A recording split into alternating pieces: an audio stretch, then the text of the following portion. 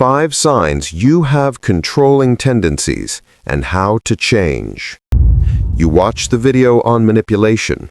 If you didn't watch that, the link will be in the description of this video.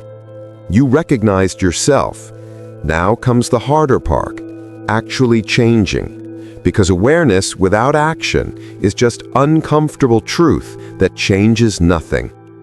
If you have controlling tendencies, monitoring your partner's phone, restricting their freedom, punishing them with silence, you don't just need to know it's wrong, you need to know how to stop. By the end of this video, you'll have 5 specific controlling behaviors identified and concrete strategies to change each one. Not theory, not just do better. Actual techniques you can implement today. Sign 1. You monitor and surveil your partner, phone checking, location tracking, interrogations. Let's start with one of the most common controlling behaviors, surveillance. If you regularly check your partner's phone, track their location, go through their messages, or interrogate them about their whereabouts and interactions, you have controlling tendencies. And I know what you've been telling yourself. I'm just making sure nothing bad is happening. Or, if they have nothing to hide, they shouldn't mind. Or, I've been hurt before, so I need to protect myself. Those sound reasonable, but they're rationalizations for behavior that violates your partner's privacy and autonomy. You've created a surveillance system that treats your partner like a suspect rather than a trusted adult. You check their phone when they're not around, or demand regular access. You use location tracking apps to monitor where they are. You go through texts, emails, social media messages, browser history. You ask detailed questions about every interaction. Who were you talking to? What did you talk about? Why were you smiling at your phone? Your partner feels like they're living under constant surveillance. And here's the thing you need to understand. Monitoring doesn't create trust. It destroys trust while feeding your anxiety. Let me explain the cycle you're trapped in. You feel anxious about what your partner might be doing. You check their phone or location. You see nothing wrong. You feel better for maybe an hour or two. Then the anxiety returns because the root cause, your insecurity, hasn't been addressed. So you check again and again. You've created an addiction cycle where monitoring is the drug that temporarily soothes the anxiety it also feeds. And the more you monitor, the more anxious you become, not less. You're training your brain that constant vigilance is necessary for safety. Every normal interaction your partner has becomes suspicious. A coworker texting about a project becomes evidence of an emotional affair. Your partner laughing at their phone becomes proof they're hiding something. Meanwhile, your partner has lost privacy, autonomy, and the ability to be trusted as an adult. They're not living with a partner, they're living with a prison guard. They're performing transparency not because they want connection with you, but because they want to avoid your anxiety and interrogation. And eventually, if you don't change, they will leave. Not because they cheated, not because they had something to hide, but because they cannot live this way. So how do you change? Here's your action plan. First, acknowledge the real problem. Right now, take out your phone or a piece of paper and write this truth. I'm My Nation is about my anxiety and insecurity, not about my partner's trustworthiness. You can't change behavior you're still justifying. Every time you feel the urge to check their phone or location, remind yourself, this urge is my anxiety, not evidence of a problem. Second, go cold turkey on surveillance. Delete tracking apps. Remove your fingerprint from their phone. Stop asking interrogation-style questions about where they've been and who they were with. Gradual reduction doesn't work here. You need to break the addiction cycle completely. Tell your partner, I've been controlling. I'm stopping all monitoring today. This will be hard for me, but it's necessary. Commit to 30 days of zero monitoring, no exceptions. Third, implement anxiety tolerance exercises. This is critical. When you feel the urge to check or monitor, you're going to sit with the anxiety instead of acting on it. Here's how. Feel the urge, acknowledge it. I'm feeling anxious about what my partner might be doing. Do not act on it. Do something else for 10 minutes. Go for a walk, work out, call a friend, literally anything. Then notice that you survived the anxiety without monitoring. The first week will be agony. Your anxiety will peak. You'll convince yourself that not checking means something bad is definitely happening. But by week 3, if you stick with it, your anxiety will have decreased more than it ever did when you were checking. That's the proof that monitoring was feeding your anxiety, not solving it. And fourth, get professional help for the root causes. Your need to control comes from somewhere. Childhood experiences, past betrayals, attachment wounds, trauma. These need professional treatment. Find a therapist who specializes in anxiety, attachment issues, or relationship trauma. Search for therapists who work with anxious attachment or relationship anxiety. Commit to at least 6 months of weekly therapy. And fifth, replace surveillance with communication. Instead of checking their phone when you feel anxious, talk about your feelings. I'm feeling anxious right now, and I'm tempted to check your phone. I'm not going to do it, but I wanted to tell you what I'm experiencing. Vulnerability creates connection. Surveillance creates distance. Practice this script until it becomes automatic. One man described his experience. James checked his girlfriend's phone daily. Every text, every social media interaction. He demanded her location constantly. His justification was that he'd been cheated on before, so he needed to know she wasn't doing the same. But the checking never made him feel secure. It just revealed more things to be anxious about. Normal conversations with male coworkers became suspicious. In therapy, James learned he was using surveillance to manage his attachment anxiety rather than addressing the actual wounds from his past.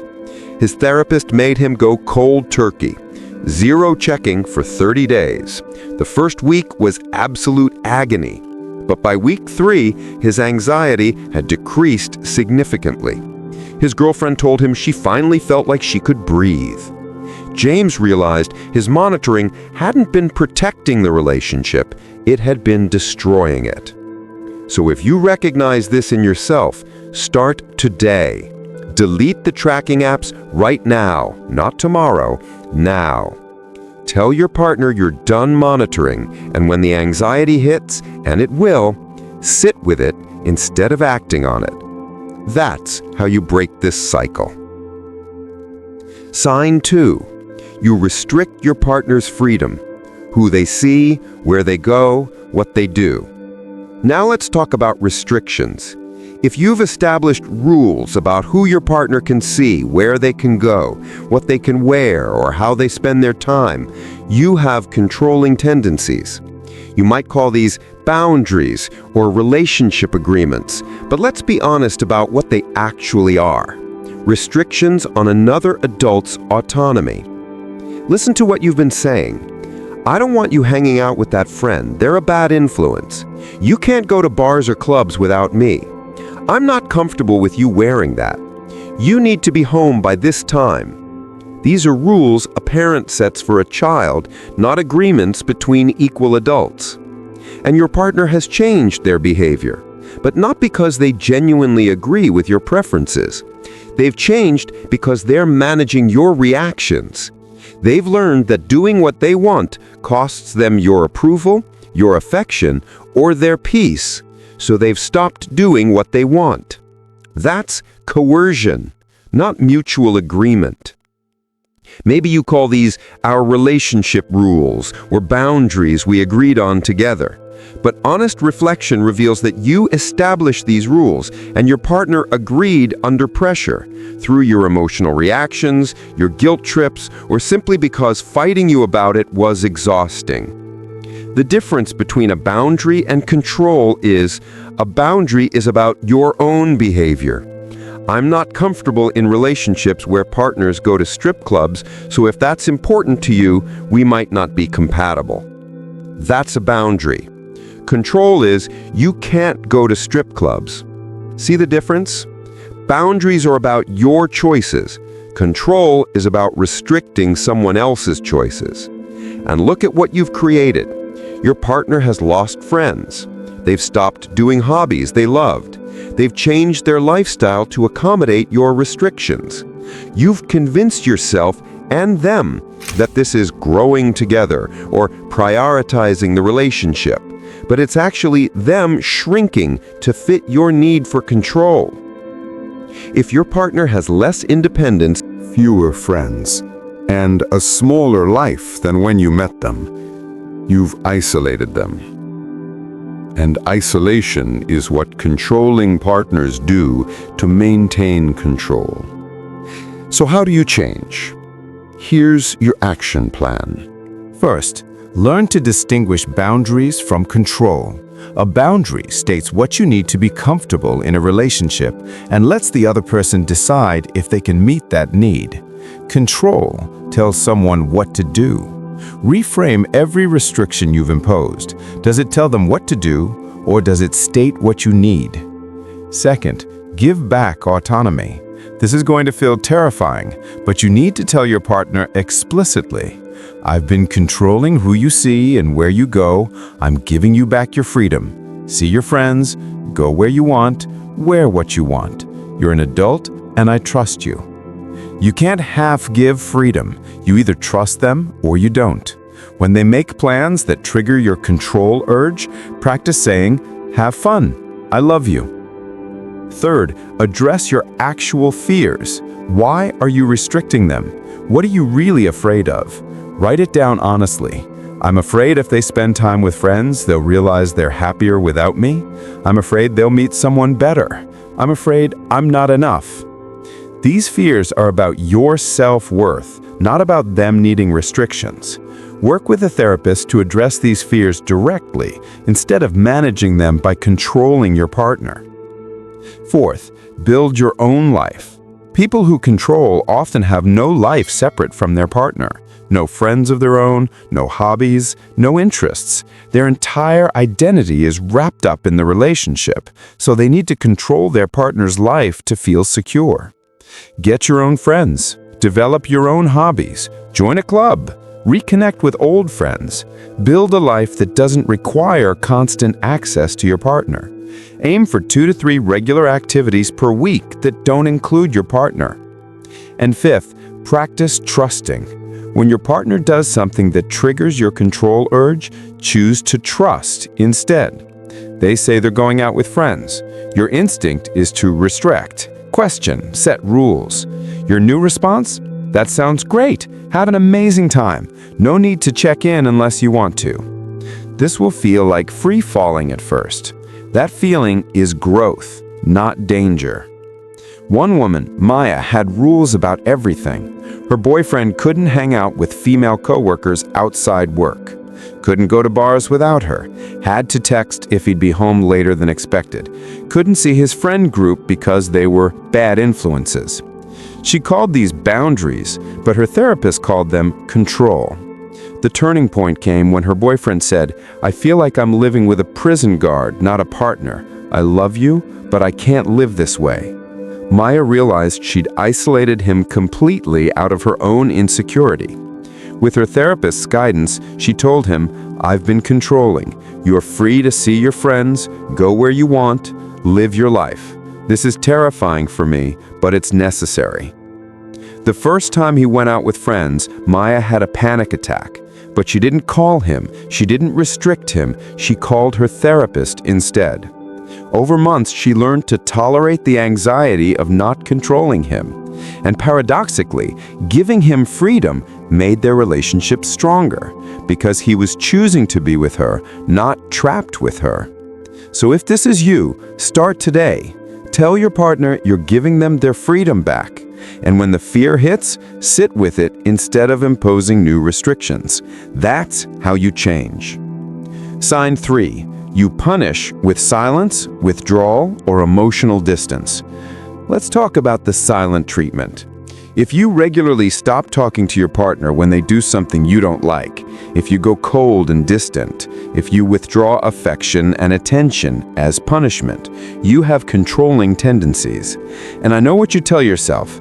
I need time to process my feelings, or I need space when I'm upset, or I don't want to say something I'll regret. But be honest with yourself right now. Are you processing or are you punishing? Taking an hour or two to calm down so you can communicate effectively, that's processing. Giving someone the silent treatment for days until they apologize or change their behavior, that's punishment. And you need to face this truth. The silent treatment is a form of emotional abuse. It causes psychological pain designed to force behavior change. Here's how it works. When your partner does something you don't like, you stop talking to them. You go cold. You withdraw emotionally. You stop showing affection. You ignore their attempts to connect or communicate. And this hurts them deeply because the silent treatment activates the same brain regions as physical pain. Humans are wired to need connection, and you're weaponizing that need to control their behavior. And it works, doesn't it? Your partner has learned that certain behaviors result in you withdrawing, so they've stopped those behaviors, not because they agree with you, but to avoid you going cold on them.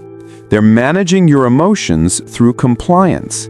They walk on eggshells, trying to keep you happy, so they don't have to experience you going cold on them. That's the definition of controlling someone through punishment. So how do you change? Here's your action plan. First, before going silent, ask yourself honestly, am I trying to calm down or am I trying to make them feel bad? If the answer is making them feel bad, you're punishing. Stop immediately. This requires real-time awareness of your actual motivations. Second, communicate instead of withdrawing. Replace the silent treatment with direct communication. I'm upset about what just happened. I need 30 minutes to calm down, then I want to talk about it. This gives you processing time without punishing them with uncertainty about when you'll be available again. Set a specific time. I'll be ready to talk at 8 p.m. instead of indefinite withdrawal. Then actually come back and communicate at that time. Third, stop using affection as currency. Maintain baseline kindness even when you're upset. Don't withdraw all affection, touch, and warmth. Even when you're upset about something specific, you can still say good morning, respond when spoken to, maintain basic respect. Affection isn't a reward for good behavior in healthy relationships. It's a constant. Fourth, learn to tolerate discomfort in real time. When you're upset, stay present instead of withdrawing. This is extremely difficult, but it's necessary. Feel the upset. Resist the urge to withdraw. Say, I'm upset right now and I need to figure out how to express this. Stay in the room. Stay available. Work through it in real time. This gets easier with practice. And fifth, apologize for past punishment. Tell your partner, I've been using the silent treatment to punish you when I'm upset. That's abusive and I'm gonna stop. If I need processing time, I'll tell you how long and when I'll be back. I'm sorry for hurting you this way. Mean it. Then demonstrate the change consistently.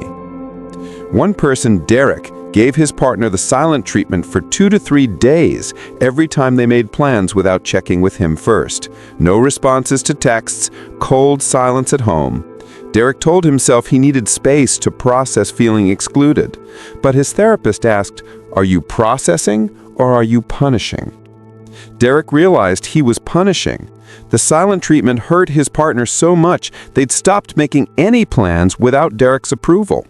In therapy, Derek learned to communicate instead. I feel excluded when you make plans without mentioning them to me. Can we talk about that?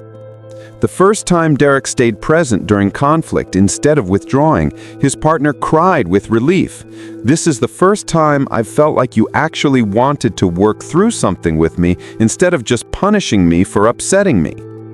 Derek realized his silent treatment had been destroying intimacy while controlling behavior. So if this is you, commit to stopping today. The next time you're upset, communicate instead of withdrawing. It will feel incredibly uncomfortable, but that discomfort is you growing. Before we get to sign number 4, if this video is giving you concrete steps to change controlling behaviors, hit that subscribe button. We're here to help you become better, not just recognize your problems, but actually fix them. All right, let's keep going. Sign 4. You keep score and make love transactional. If you mentally track everything you do for your partner and bring it up as leverage, if you withdraw kindness when they don't meet your expectations, if love in your relationship feels conditional on compliance, you have controlling tendencies. And you've made the relationship transactional instead of operating from genuine love and generosity. Listen to what you say. After everything I've done for you, I did this for you, so you should do that for me.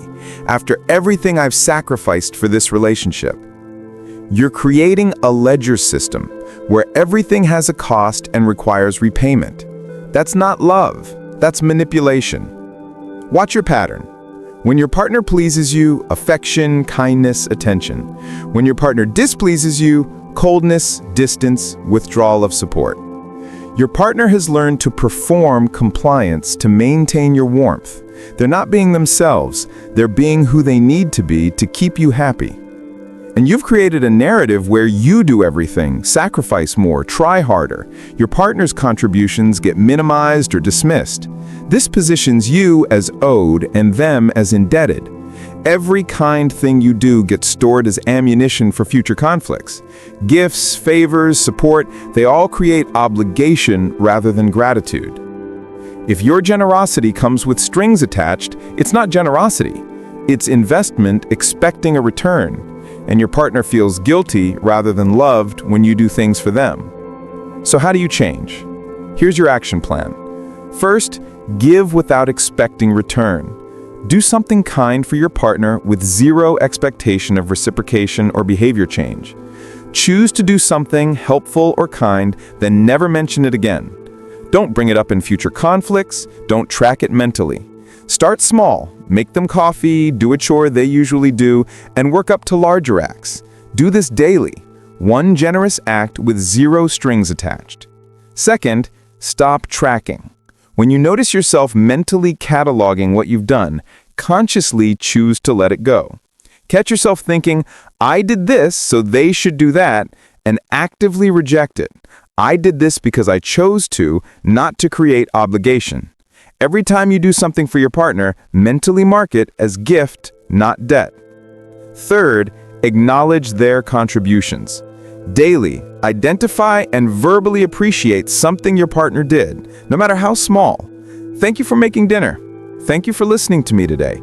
Thank you for taking care of that. Even for things you might have previously considered their job or not worth mentioning. Make this a daily practice for at least 3 months. Fourth, address resentment directly. If you genuinely feel you're doing too much, communicate that instead of keeping score. I'm feeling overwhelmed with household tasks. Can we redistribute some of these responsibilities? That's negotiation, not scorekeeping. You're allowed to ask for help. You're not allowed to give unwillingly, then resent them for not reciprocating what they never asked you to do. And fifth, examine why you need love to be transactional. Ask yourself, why do I need my love to create debt? What am I afraid will happen if I give freely? Usually this masks fear, that you're not valuable unless you're needed, or that they'll leave if not indebted to you. Journal on these fears, discuss them in therapy, address the root fear instead of managing it through scorekeeping. One person, Alicia, kept mental track of everything. I cooked dinner 3 times this week while you cooked once. I did your laundry. I drove to your family event even though I was tired. During conflicts, she'd bring up her list. After everything I do for you, you can't even do this one thing for me? Her partner eventually said, I feel like I'm in debt to you constantly, like I can never do enough to earn your love. In therapy, Alicia realized her scorekeeping came from fear. If she wasn't indispensable, her partner might leave. Her therapist had her practice giving with zero expectation. Make dinner and never mention it. Do a favor and let it dissolve into the past. Alicia had to catch herself tracking and actively reject the transaction. It took months, but eventually she learned to give because she wanted to, not to create obligation. Her partner said they finally felt loved rather than indebted. So if you keep score, stop today. Give one thing without expecting anything back. Then tomorrow, do it again. That's how you change this pattern. Sign 5. You can't tolerate your partner having different opinions, preferences, or perspectives. The final sign. If you get upset, defensive, or angry when your partner disagrees with you, prefers something different, or sees a situation differently, you have controlling tendencies. You need them to see things your way. You need them to agree with your perspective. When they don't, you experience it as betrayal or attack rather than normal human difference. You argue until they relent or go silent. You frame agreement as proof of love. If you loved me, you'd see it my way. Disagreement becomes evidence they don't care. Your partner has learned that having different preferences means they don't love you enough. When they express a different viewpoint, you don't engage with their perspective, you correct it. You dismiss their view as wrong, uninformed, or silly. You're not interested in understanding their perspective, you're interested in changing it to match yours. And your partner has learned to just agree with you. They've stopped sharing their real opinions because the cost of disagreeing is too high. If your partner always agrees with you, they've stopped being honest with you. You've confused compliance with harmony. So how do you change? Here's your action plan. First, separate disagreement from rejection. Learn to hear "I disagree" as "I have a different perspective" rather than "I'm rejecting you." When your partner disagrees, practice thinking, "This is about the topic, not about me. They're allowed to see this differently." This requires real-time cognitive work during every disagreement. Second, practice curiosity instead of correction. When your partner expresses a different opinion, get curious. "That's interesting. Tell me more about why you see it that way." Ask at least 2 follow-up questions about their perspective before sharing yours. Aim to understand, not to change their mind. And explicitly validate their right to differ. Tell your partner, "You're allowed to disagree with me. You're allowed to have different preferences, opinions, and perspectives. That doesn't threaten us." Say this out loud, mean it, then demonstrate it by not fighting every difference. Fourth, develop emotional tolerance for difference. When your partner disagrees, sit with the discomfort instead of arguing them into agreement. They express a different opinion, you feel the urge to argue or correct. Instead say, "Okay, I see it differently, but I hear your perspective." Then drop it. Let the disagreement exist without resolution. This feels impossible at first, but becomes natural with practice.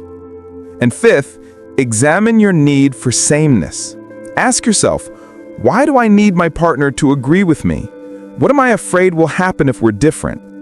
Usually this stems from fear, that difference means you're fundamentally incompatible or that disagreement threatens the connection. Journal on these questions, explore them in therapy, address the root fear directly. One person, Cameron, needed his partner to agree with everything: politics, parenting, even movie opinions. When his partner expressed different views, Cameron would argue aggressively until they either agreed or went silent. He thought he was having important discussions, but his partner said, "You're not discussing, you're trying to change my mind until I comply. I've stopped sharing my real opinions because it's easier to just agree than fight you for hours." In therapy, Cameron realized disagreement felt like rejection to him. If his partner didn't agree, Cameron felt they were fundamentally incompatible and the relationship was doomed. Her therapist had him practice letting disagreements exist. The first time his partner expressed a different political view, and Cameron said, "Interesting perspective. I see it differently, but I understand your point." Instead of arguing, his partner was shocked. Over time, Cameron learned that difference made their relationship richer, not weaker, but only once he stopped needing sameness to feel secure. So if you can't tolerate difference, start today. The next time your partner disagrees, get curious instead of defensive. Ask questions, then let them have their opinion without needing to change it. That's how you grow. If you're realizing you need more help understanding manipulation from the other side, check out our video on 5 signs your partner is manipulating you. Sometimes understanding manipulation from both perspectives helps you become the healthy partner you need to be. Links in the description. Let's recap the 5 signs and how to change them. Sign 1. You monitor and surveil your partner. Stop all surveillance, address your anxiety through therapy and tolerance exercises. Sign 2. You restrict your partner's freedom. Distinguish boundaries from control. Give back autonomy, build your own life. Sign 3. You punish with silence and withdrawal. Communicate instead of withdrawing. Stop using affection as currency, tolerate discomfort in real time. Sign 4. You keep score and make love transactional. Give without expecting a return. Stop tracking, acknowledge their contributions. And sign 5, you can't tolerate difference. Separate disagreement from rejection, practice curiosity, validate their right to differ. Change in controlling behavior is some of the hardest work you'll do. It requires confronting deep fears about worthiness, abandonment, and security. It means tolerating anxiety instead of managing it through control. It means giving up power you've been using to feel safe. But here's the truth, control doesn't create security. It creates a prison for both of you. Real security comes from being with someone who chooses to stay because they want to, not because they're trapped. That's only possible when they're free. If you recognized yourself in multiple signs, you have a choice right now. You can defend your behaviors, tell yourself they're not that bad, find exceptions, blame your partner for making you this way. Or you can commit to genuine change starting today. Not next week, not after one more incident. Today. Because every day you wait is another day your partner lives under control and another day closer to them finally leaving. If this video gave you concrete steps to change, subscribe to this channel. We're here to help you become better, not just recognize problems, but fix them. Drop a comment with which sign you're committing to change first. Accountability starts with stating your intention. Or if you've successfully changed controlling behaviors, share what worked. Help someone else on this journey. You're not a monster for having controlling tendencies.